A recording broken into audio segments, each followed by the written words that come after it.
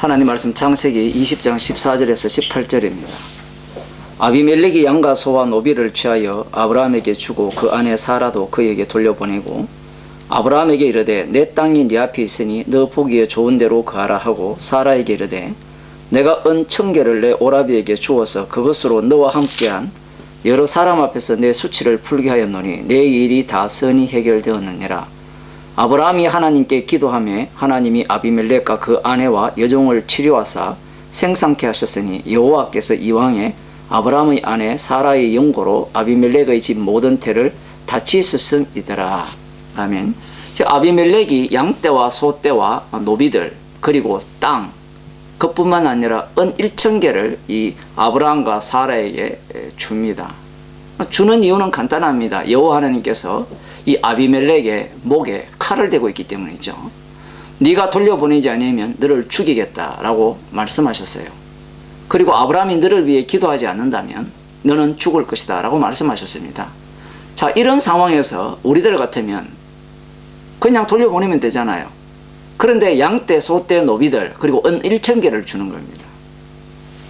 그 이유는 그 당시에 인간들이 갖고 있는 사고방식, 종교적 습성을 지금 대변하고 있는 거예요.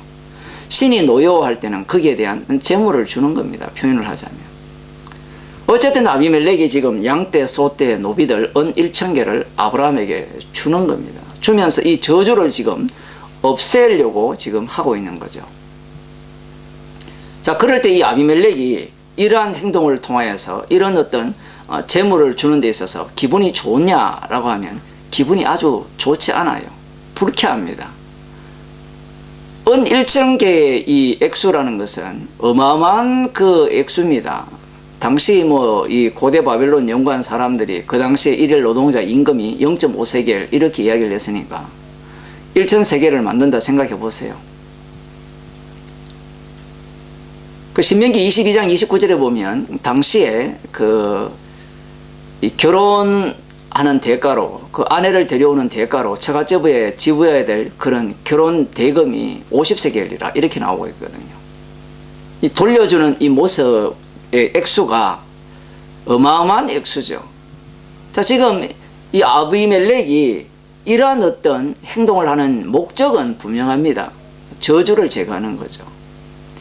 그러니까 지금 아비멜렉에게 하나님께서 어느 정도의 액수를 바쳐라 이런 얘기를 한 적이 없어요. 주라고 한 적이 없습니다. 그런데 아비멜렉 스스로 마음에 정한 대로 지금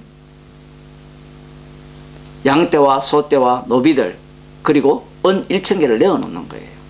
이 정도로 하면 먹고 떨어진다는 겁니다. 이 정도로 하면 내가 할 만큼 했다는 거예요. 물론 사라를 돌려보내죠. 자, 그런데 이 아비멜렉이 그 외형적으로 보면 하나님의 말씀을 들어서 이 정성을 다해서 아브라함을 대하는 것 같죠. 그런데 그의 말투를 보게 되면 그 마음에 생각이 드러나는 겁니다. 그 20장에 보게 되면 16절에 보면 사라에게 이르되 내가 은 1000개를 네 오라비에게 주어서 여기에 보면 내 오라비라고 하죠. 호칭을. 남편인 걸 알잖아요. 지금 오라비라고 하는 이유가 비꼬는 겁니다.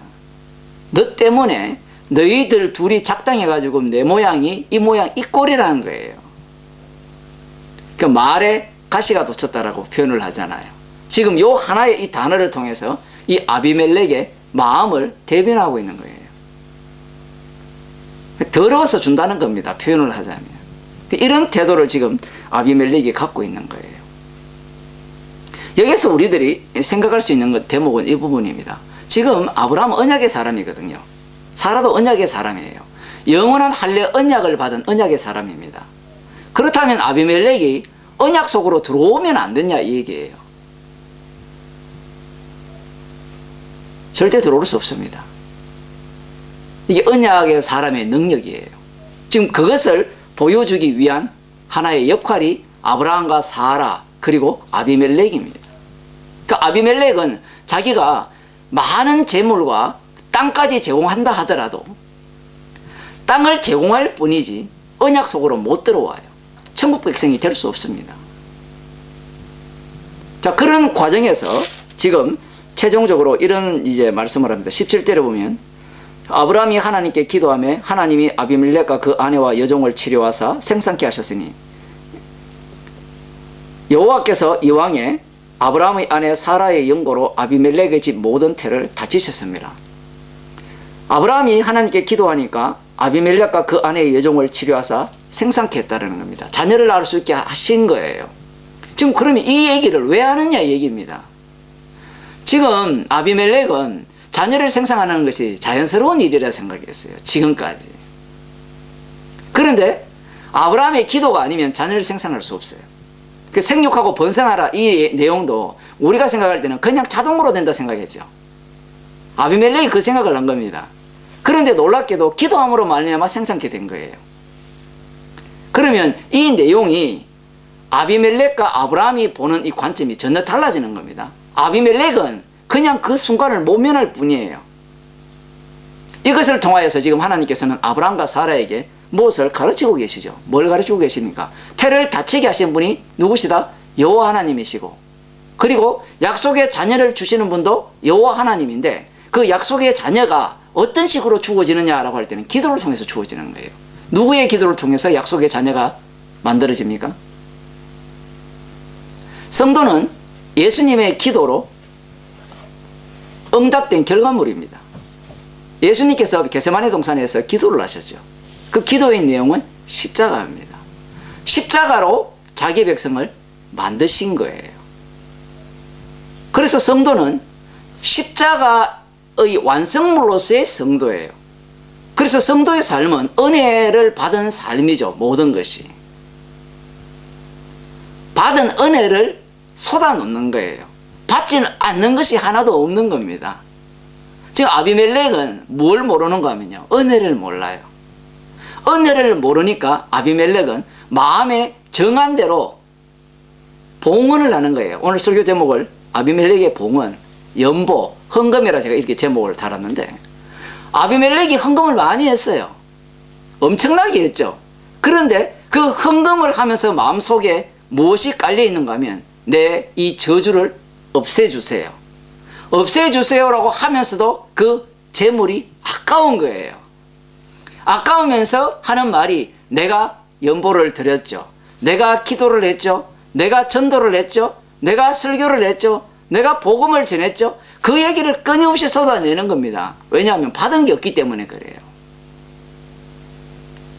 그 고린도후서 9장에 보면 연보 이야기가 나옵니다. 보겠습니다. 고린도후서 9장입니다.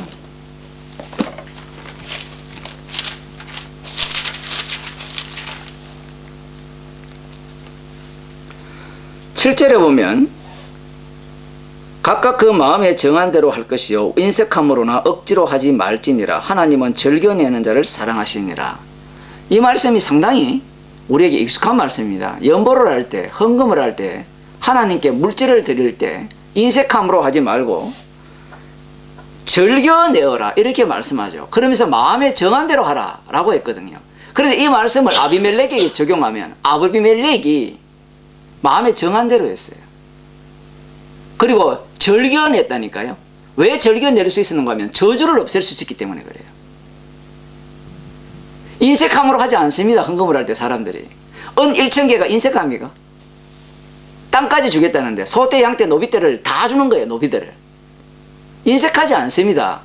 사람들이 교회를 다니면서 연보를 하고 봉사를 하고 뭔가 설교를 하고 뭐 여러 가지 일들을 할 때 마음에 정한 대로 해요. 달리 말하면 지 하고 싶은 대로 하는 거예요. 인색함으로 하지 않습니다. 기꺼운 마음으로 하죠.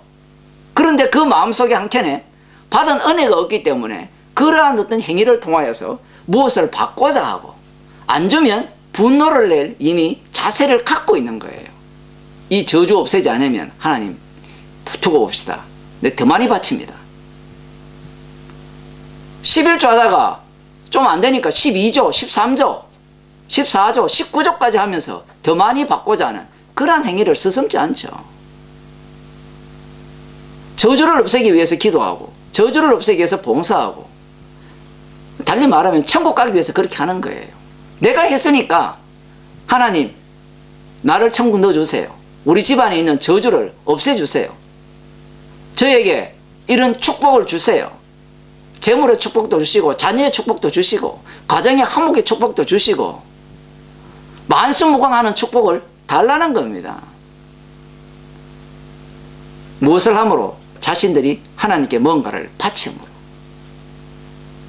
지금 아비멜렉은 뭘 놓치고 있는가 하면 은혜로 살고 있는 걸 몰라요. 주님께서 친히 지금 살리고 있다는 걸 모릅니다. 자식 낳는 걸 보면 몰라요. 기도로 지금 자식이 태어났잖아요. 그러면 아비멜렉 자신의 존재가 기도로 태어난 거잖아요. 이걸 통해서 오늘날 성도에게 말씀하시는 겁니다. 십자가의 피로 만들어진 성도인데 그 성도의 모습은 그 피공로를 자랑케 하기 위해서 주님이 만들었거든요. 그래서 지금 이 말씀을 하시는 겁니다. 그럼 이 말씀 앞에 해당 사항 없는 인간 없어요. 다 인색함으로 해요. 마음에 정한 대로, 지 마음대로 정하라 이 얘기가 아니라 주님께서 주시는 은혜로 하라는 얘기인데 은혜로 할 인간이 이 땅에 없습니다. 그럼 이런 말씀을 왜 하는가? 주님이 우리를 죄인 만들기 위한 말씀이에요. 사람들이 이 말씀을 지켜내려고 하죠. 지켜내는 순간 아비멜렉 꼴을 나는 겁니다. 그럼 이 말씀이 우리와 상관없습니까? 죄인이 된 자는 마음에 정한 대로 인색함으로 하지 않고 감사함으로 하게 되어 있는 거예요. 무엇이든지. 기도하겠습니다. 하나님 아버지,